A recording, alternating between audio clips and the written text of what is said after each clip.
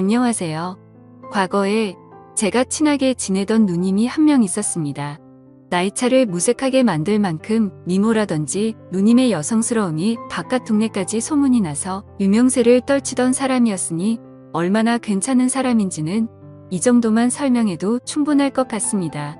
저랑은 우연찮게 친해지게 되었고 저도 솔직히 이 누님하고 잘해보고 싶은 흑심이 더 커서 누님하고 자주 만나거나 했지요. 그런데 같이 술 마시다가 한참 분위기가 좋았는데 옆자리에 좀 싸움 좀 한가닥 할 것처럼 보이는 테이블이 있었는데 자꾸 저희 쪽을 흘끗흘끗 쳐다보는 겁니다. 아무래도 누님 정도 되는 미모의 여자가 저랑 있으니 시비를 걸고 싶었던 것 같습니다. 제가 부러웠을 수도 있고 아니면 저 정도면 누님 꼬셔서 자기들이 놀려고 했을 수도 있고 이유는 모르지만 시비가 붙었는데 누님이 정색을 하면서 받아치더니 큰 싸움으로 번지게 되었습니다. 누님이 아무리 운동을 좋아하고 관리가 되었어도 남자를 힘으로 어떻게 이기겠습니까? 결국에 말싸움이 몸싸움으로까지 번지게 되었는데 한 발짝도 물러서지 않고 바락바락 소리 지르며 대들더라고요. 심지어 얼굴을 한 대 맞아서 코피가 흐르고 있는데도 누님은 겁먹지 않고 오히려 더 세게 달려드니 그 남자들도 잘못 걸린 건가 싶어서 뒷걸음질을 치기 시작하다가 그냥 냅대버릴 정도였거든요.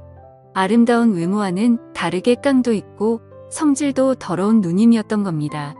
저는 감당 못할 거라는 생각에 그날 이미 마음을 접어버리고 말았죠. 그런데 이 누님은 오히려 처음에 그렇게 달려들다가 갑자기 자기에 대해 더 이상 관심 없는 듯 행동하던 제가 오히려 더 끌리기 시작했나 봅니다. 또 괜히 같이 술 마셨다가 시비가 붙으면 어쩌나 싶어서 최대한 피하려고 했는데 결국 이 누님의 집요함이 이겨서 결국 다시 만나게 되었지요. 이 누님이 술 하나만큼은 또 끝장나게 마십니다. 저도 어디 가서 주량 예약이 나오면 빼지 않는 사람인데 이 누님하고 마시면 날이 밝을 때까지 계속 마시는 게 기본이었습니다. 자존심 때문에 그런가 적당히 마셔서 기분 좋으면 좋은데 이 누님 성격상 상대방이 술을 뻗는 걸 못 보면 자기가 졌다고 생각하는 것 같더라고요. 그래서 이 누님하고 결국 그렇다 할 추억도 못 만들고 맨날 술 먹다가 둘 다 서로 뻗어버리지를 않으니 그냥 날 밝으면 헤어지고 그런 식의 만남이 잦았습니다. 그렇게 만나면 저는 다음날이 너무 피곤하기도 하고 해서 한동안 이 누님하고 만남을 또 피하게 되었지요. 그러다 우연찮게 오랜만에 누님을 만나게 되었습니다. 저보고 오랜만이라고 잘 지냈냐고 하더라고요. 오랜만에 보는 이 누님의 미모는 안 보는 동안 훨씬 더 무르익어 있는 상황이었습니다. 무더운 여름이 돼서 보니 여름은 여름 나름대로 이 누님의 자신감이 돋보이는 패션 덕분에 시선을 위로 향해야 할지 아래로 향해야 할지 싶더군요. 또 만나자마자 술을 마시기 시작했는데 옛날 이야기하면서 한두 잔 나누다 보니 벌써 새벽 2시가 돼 어차피 이 누님은 술을 더 마셔봐야 취하지 않을 텐데 그게 무슨 의미가 있겠나 싶어서 그냥 제가 술 취한 척하고 일찍 들어가 봐야겠다는 식으로 나왔습니다. 그러면 적어도 제가 술이 안 깨서 피곤할 일은 없을 테니 말입니다. 그런데 누님은 왜 벌써 들어가냐고 하면서 오랜만에 보니까 술이 많이 약해졌다면서 저만큼 술 마시는 사람도 찾기가 힘들다고 정 피곤하면 장소를 바꿔서 마시자고 하더군요. 그러면서 누님이 혼자 사는 원룸에서 더 마시다가 정 힘들면 거기서 자고 가라고 하는 겁니다. 처음엔 더 마셔봤자 끝이 안 날 술자리일 텐데 무슨 의미인가 싶다가 생각해보니까 장소가 누님이 혼자 사는 원룸이라면 이야기가 다르지 않나 싶었지요. 그때부터 자꾸 누님이 입고 나온 민소매티나 짧은 반바지가 계속해서 제 시선에 걸리기 시작하는 겁니다. 그렇게 누님이 사는 집으로 향했죠. 집을 가보니 누님처럼 화려하게 해놓고 살 줄 알았는데 별로 꾸며놓지도 않았더라고요. 군데군데 치우기 귀찮아서 대충 물건을 쑤셔박아 놓은 곳이 있었지만 그렇다고 정리가 아예 안 되어 있는 건 아니었습니다. 거실 겸 주방에 두 사람이 마주 앉으면 꽉 차는 식탁에서 같이 술을 마시고 있었습니다. 그런데 누님 등 뒤로 누님의 방이 시야 안에 들어왔는데 사람 겨우 하나 누워서 잘법한 침대가 보이더라고요. 그러다 은근 슬쩍 누님을 떠보고 싶어서 곧바로 한마디 던졌습니다. 누님 침대가 작은데 두 사람이 저기 누울 수 있어요? 라고 말이지요. 그런데 누님이 의미심장한 미소를 지으면서 미쳤냐고 당연히 한 명이 바닥에서 자야 되는 거 아니냐고 하는데 내심 아쉬운 마음과 동시에 심장은 점점 더 두근거리기 시작했습니다. 누님은 덮고 자는 이불이 없어도 괜찮겠냐 묻더군요. 어차피 무더운 여름이라 그냥 자도 문제 없을 것 같다 해서 그렇게 하겠다 했습니다. 그러더니 누님이 방에 들어가서는 침대 위에 덮고 자는 이불을 바닥에다가 깔더군요. 그러더니 누님이 저보고 너는 침대에서 자라고 그러는 겁니다. 누님한테 양보할 필요 없다고 어차피 나는 군대도 다녀와서 바닥에서 자는 게 익숙하다고 했죠. 그러니 누님이 자기도 바닥에서 딱딱하게 자는 게 더 좋다고 하는 겁니다. 요즘 안 그래도 허리가 아파서 자주 바닥에 내려와서 잔다고 하더라고요. 누님한테 허리가 아프면 더욱더 침대에서 자야지 했는데 침대가 방구할 때 집주인이 옵션으로 넣어준 거라서 엄청 싸구려 침대라더군요. 그래서 여기서 누워서 자면 오히려 허리가 더 안 좋은 것 같다고 하면서 말이죠. 괜히 술 마시다 말고 침대 이야기를 꺼내가지고 누님은 제가 술을 더 마시는 게 아니고 잠을 자겠다고 이해한 것 같습니다. 침대를 양보해주고 저보고 먼저 자라고 하더라고요. 자기는 혼자서 좀 더 마셔야겠다고 하면서 말입니다. 일단 제가 뱉어놓은 말이 있으니 침대에 누웠는데 그 상황에서 잠이 오면 남자겠습니까? 온갖 생각에 정신이 혼미하더라고요. 머릿속으로 수십 가지 시나리오를 생각하면서 앞으로 일어날 상황에 대해 미리 상상만 펼치고 있는데 정말 1시간 정도는 상상만 했던 것 같습니다. 시간이 한참 지난 듯 싶었을 때쯤 누님이 거실 겸 주방에서 방 안으로 들어오는 건지 부시럭거리는 소리가 나더라고요. 누님이 혹시 술 취한 척 내 옆으로 눕지는 않을까 싶었는데 진짜로 바닥에 눕는 겁니다.